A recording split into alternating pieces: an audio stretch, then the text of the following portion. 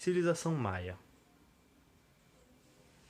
Os maias viviam na América Central desde cerca de 1500 a.C.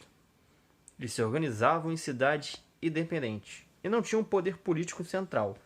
O que isso quer dizer? Imagina a civilização maia mais ou menos como eram os gregos. Nos gregos a gente tinha Atenas, Esparta, Tebas e muitas outras cidades. Aqui eles tinham Chichen Itzá, Copan, Palenque, Tikal e Uxmal, que eram as cidades mais importantes. E cada uma era independente entre si. Digamos, o povo dessas cidades era o povo maia. Mas eram os maias de Chichen Itzá, eram os maias de Copan, eram os maias de Palenque, eram os maias de Tikal, eram os maias de Uxmal. Vamos pensar aqui nos nossos vizinhos do Brasil. Temos argentinos, temos uruguaios, temos paraguaios, chilenos, bolivianos, colombianos. Todos eles são povos latinos, americanos, que vêm,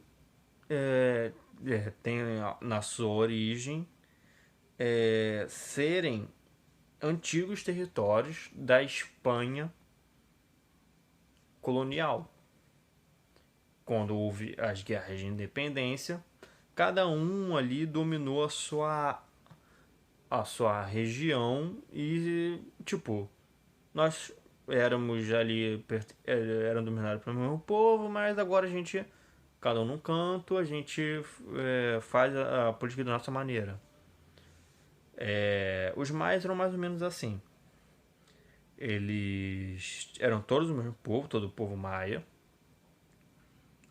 No caso dos nossos vizinhos, existe uma grande mistura cultural, digamos, o mesmo povo. Mas dos maias era o mesmo povo, o povo maia, que em cada cidade eles se organizavam, se mandavam, eles eram independentes uma da outra. Não existia o rei maia, não existia o imperador maia. Não existia uma figura, uma só, que mandava em todo o povo maia. Eles tinham a sua independência entre si. E em cada cidade eles decidiam como iriam viver. A organização social e política. As sociedades maias eram rigidamente hierarquizadas, sendo divididas entre classes. As classes mais altas eram compostas por governantes, sacerdotes, chefes guerreiros e grandes comerciantes. O governante, chamado de Alash Unik,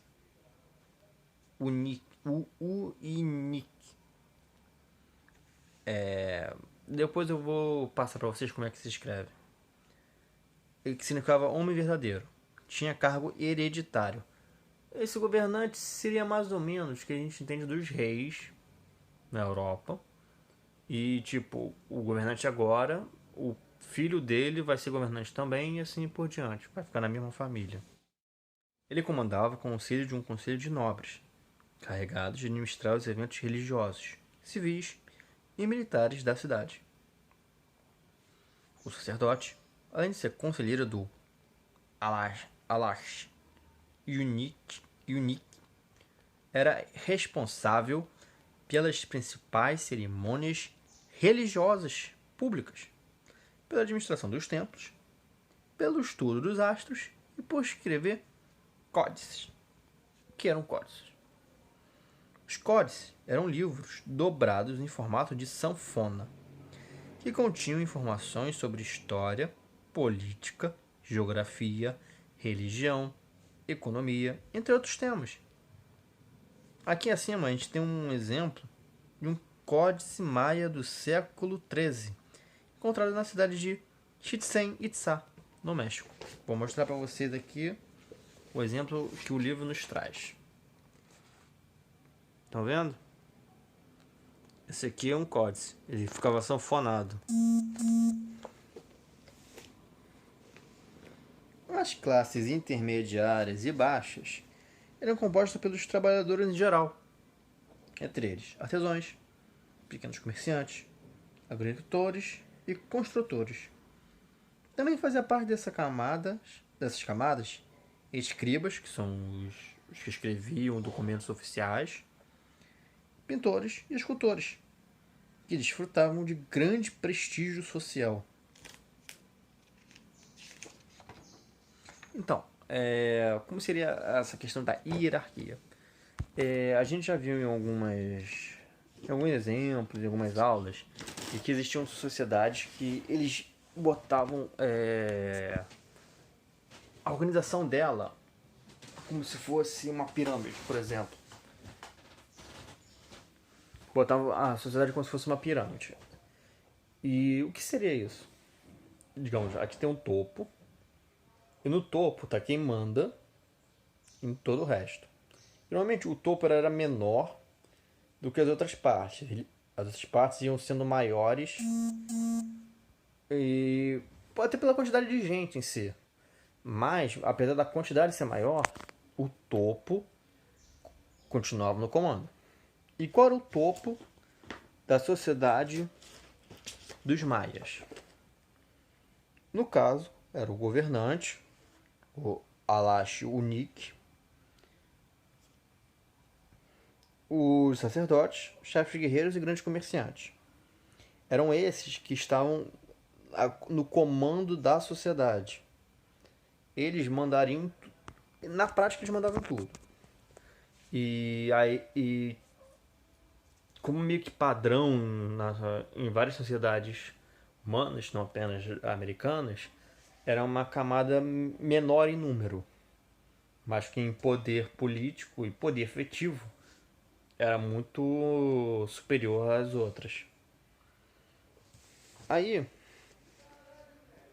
abaixo, como em classes intermediárias e baixas, porque é aquela coisa, aqui é o topo pequenininho, aí vem uma segunda que é um pouquinho maior, uma terceira que é a maior. Essa aqui é intermediária, essa aqui é a baixa.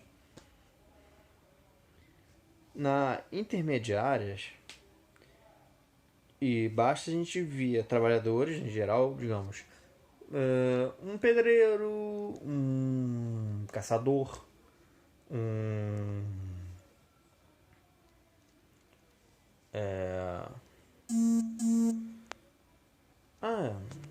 um vendedor, um artesão, um ferreiro, um mineiro. Eram essas, tipo, que formavam essa classe. Um fazendeiro também. Todos esses formavam as classes intermediárias e baixas. Entretanto, dentro dessas, pessoas que eram escribas, pintores e escultores, tinham um prestígio social. Quer dizer, eles eram das classes intermediárias e baixas, eles não tinham poder político efetivo, mas quem estava acima deles e quem estava abaixo respeitava eles, via valor no que eles faziam.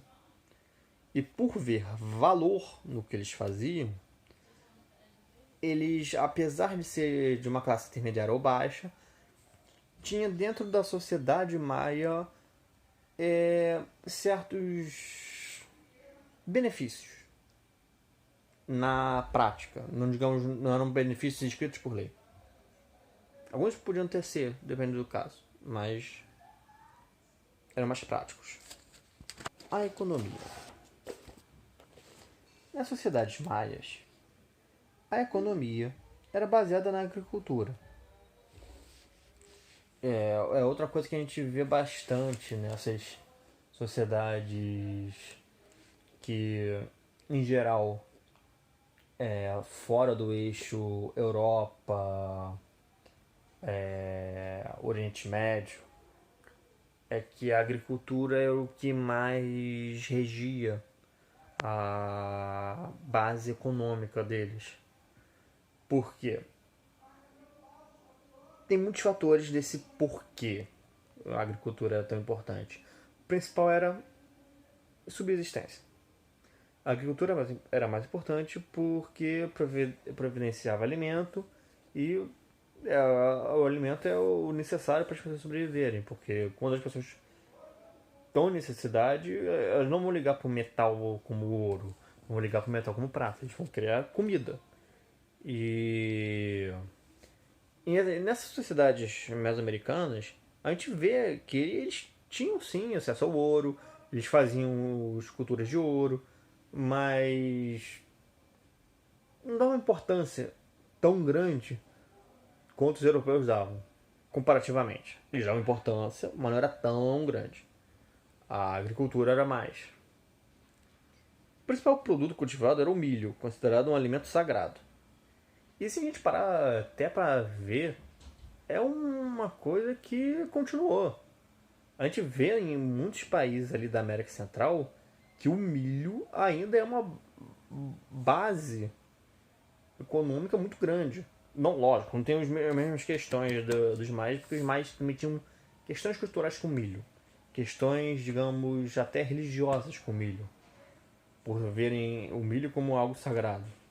Mas ele continua sendo um produto de grande importância dentro da América Central, até hoje. Segundo a mitologia maia, os primeiros humanos teriam surgido de uma mistura de milho com água. Os maias cultivavam também batata, feijão, tomate, cacau, algodão, entre outros produtos.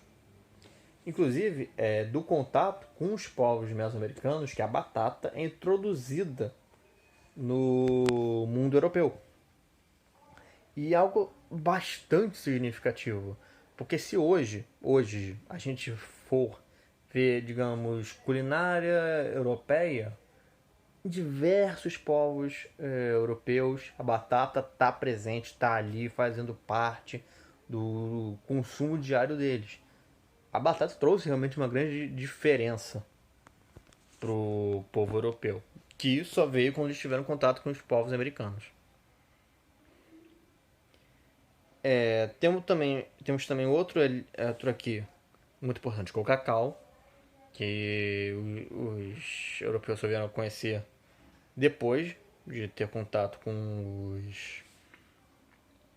os povos americanos. E inclusive em algumas sociedades americanas o cacau era extremamente importante, era tão importante que era usado como moeda. Continuando. A tecnologia usada na agricultura era de rotação de culturas, que consistia em alternar o cultivo de diferentes alimentos com produtos de repouso do solo, a fim de evitar a erosão. Isso é algo muito inteligente, era muito inteligente mesmo. Por quê? Digamos que num período a gente planta o milho. Aí o milho ele desgasta o solo em X. Aí no próximo eu vou plantar feijão. O feijão ele já desgasta o solo em 2x.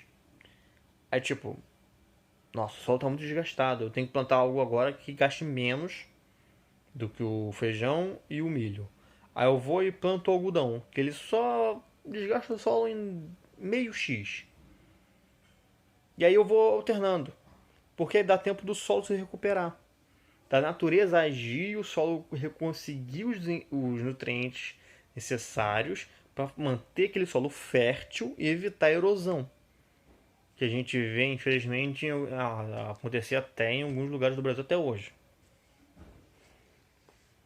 A questão da erosão no solo. Os maias também praticavam o comércio, cujas rotas entre as cidades facilitavam a troca de produtos.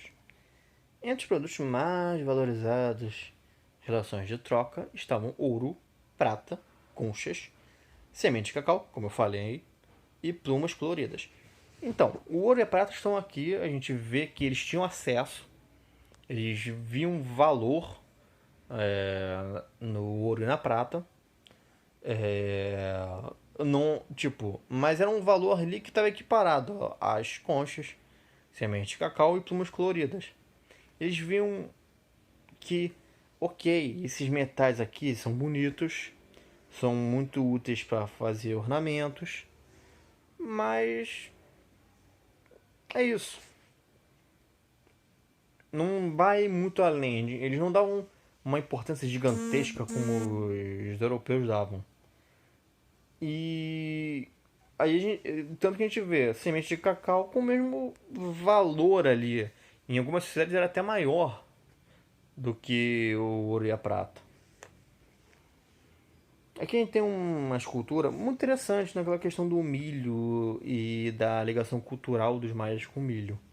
Essa escultura do século VIII que representa Amun, deus maia do milho e da agricultura. Ele foi representado dentro de uma espiga de milho, simbolizando o poder atribuído a esse alimento. Quer dizer, eles diziam que o milho foi ingrediente para os primeiros humanos e dentro do milho residia um deus, que era o Amun. Vou mostrar para vocês aqui. Esse aqui seria o Amun. O desenvolvimento científico. A gente já viu. Na agricultura existe a ciência. Eles sabiam como fazer a rotação de culturas. Isso é uma presença de conhecimento científico muito importante e muito relevante. Mas vamos ver outros conhecimentos científicos que eles tinham. A civilização maia tinha conhecimentos científicos em diferentes áreas, como matemática, geometria, astronomia e engenharia. A observação dos astros era muito importante, pois ajudava a organizar as atividades diárias, mensais e anuais, ligadas principalmente à agricultura e às cerimônias cívicas e religiosas. Nessa cultura, foram desenvolvidos um sistema numérico e um sistema de escrita. O sistema numérico era composto por 3 símbolos: a concha, que representava o zero, o ponto, que representava uma unidade, e o traço, que representava 5 unidades. O sistema de escrita era mais complexo, sendo formado por cerca de 800 sinais, que podiam representar um som, um objeto ou uma ideia. Até os dias atuais, esse sistema não foi totalmente decifrado pelos estudiosos. Aqui a gente tem um detalhe de escultura maia que representa um homem escrevendo símbolos. As pessoas que dominavam a escrita eram muito valorizadas entre os maias. E a gente entende por quê. Porque a escrita deles era complexa. Ela tinha uma ideia muito grande. Por exemplo, o nosso alfabeto, ele tem em torno de 26 letras. Cada letra é um fonema. E a gente tem que misturar essas letras para fazer uma ideia. Eles tinham, digamos, símbolos que já eram ideias por si só. Tinham símbolos que eram fonemas, como o nosso A, nosso B, nosso C, nosso D. E tinha alguns que eram representação de um objeto mesmo. É como se fosse uma palavra inteira num símbolo só. E eram 800 sinais, eram muitos sinais. Então, na hora de se fazer uma frase, formular um texto, se tinha um valor muito grande por quem sabia fazer isso. Porque era uma ideia tão complexa, tão grande, que a pessoa tinha que estudar por um tempo, se preparar bastante para ser bom em escrever. Escrever acabou sendo um papel muito importante dentro da civilização maia. E tipo, a escrita é um tipo de código. E a gente tem o nosso código, que é o nosso alfabeto. Que através dele a gente pode fazer diversas combinações que formam palavras. E as palavras juntas formam frases, que formam textos, que assim a gente passa nossas ideias. eles não tinham apenas letras que tinham um som, um A, um B, um C. Era realmente muita coisa, eram coisas já completas, digamos assim. Um símbolo significava uma ideia completa, significava um objeto por si só. E não tem realmente como não admirar as pessoas que dentro dessa sociedade dominavam essa escrita. E é por isso que a gente entende que os escribas, mesmo sendo ali das classes intermediárias e baixas, tinham um grande gozo, um grande prestígio dentro de toda a sociedade. Fosse da classe alta, intermediária ou baixa, todos valorizavam aquela pessoa, porque ele detinha um conhecimento de como usar um fator ali da sociedade deles que era difícil, não era simples. E por isso merecia de todo o respeito. Aí a gente vai parar aqui nos maias. E eu vou passar para vocês mais algumas cores para vocês copiarem. Ficará então para casa as páginas 313 e bem, acho que vou passar só 313 só para vocês, porque a 313 ela pega essa parte da introdução dos povos pré-colombianos que eu falei para vocês e a parte dos maias. Então, dever de casa 313. E eu vou passar umas anotações importantes, pontos importantes da matéria, para vocês anotarem no caderno. E já fecha a nossa aula aqui com o final da parte dos maias. Lembrando que a gente viu nessa aula, vimos que na América antes de Colombo já existiam muitos povos, tinha uma grande diversidade em todas as três regiões, norte, central e sul.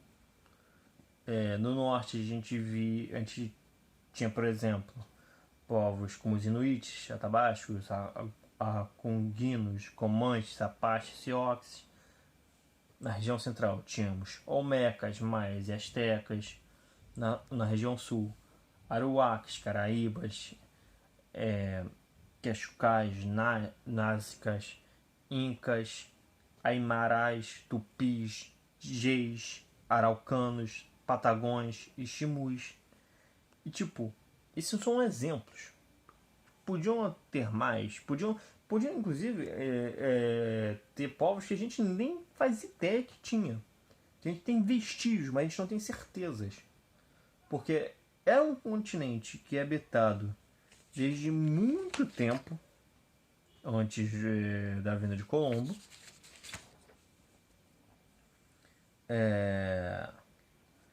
Além disso, temos o desenvolvimento de diversos povos, com culturas diversas, organização social diversa, organização política diversa. E aqui a gente já começou a ver um deles, que é a civilização maia. E a gente teve um pouquinho do exemplo da civilização olmeca, que é aquela civilização que fazem grandes esculturas esculpidas em basalto, que no caso são grandes cabeças esculpidas em basalto.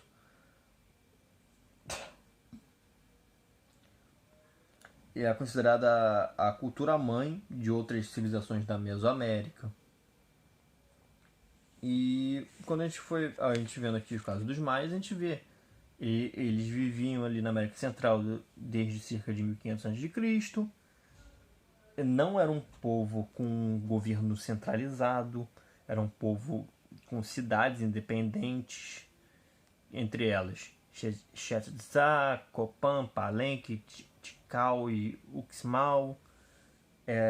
Tinha uma organização política hierarquizada, com classe alta, que eram os governantes, sacerdotes, chefes guerreiros, grandes comerciantes, os intermediários e baixos, que ali ficavam os trabalhadores em geral, artesãos, pequenos comerciantes, agricultores, construtores, mas que dentro deles tinham trabalhos de grande prestígio, como escribas, pintores e escultores.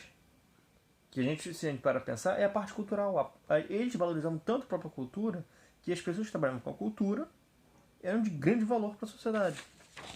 E a gente viu que a economia deles era base na agricultura, principalmente o milho, mas eles também plantavam batata, feijão, tomate, cacau, algodão e alguns outros produtos. Vimos que eles tinham um grande conhecimento tecnológico na agricultura e fora da agricultura, porque eles sabiam matemática, sabiam geografia, astronomia e engenharia. Na agricultura, eles faziam o plantio de rotação, para o solo não desgastar tanto e não causar erosão. Então a gente vê que já nesse início, na apresentação dos povos pré-colombianos, com a civilização olmeca e a civilização maia, temos exemplos de civilizações de grande cultura, de grande desenvolvimento e com um valor tão importante que a gente não pode dizer que eles eram atrasados, porque os europeus prevaleceram, digamos assim, no domínio do continente. Não, eles eram fortes culturalmente, socialmente, politicamente. E por isso temos que dar o devido valor a eles. Com isso encerramos a aula, depois desse pequeno resuminho. Lembrando, dever de casa, página 313, 313, e em seguida anotações para se escrever no caderno. Muito bem, turma, até a próxima aula.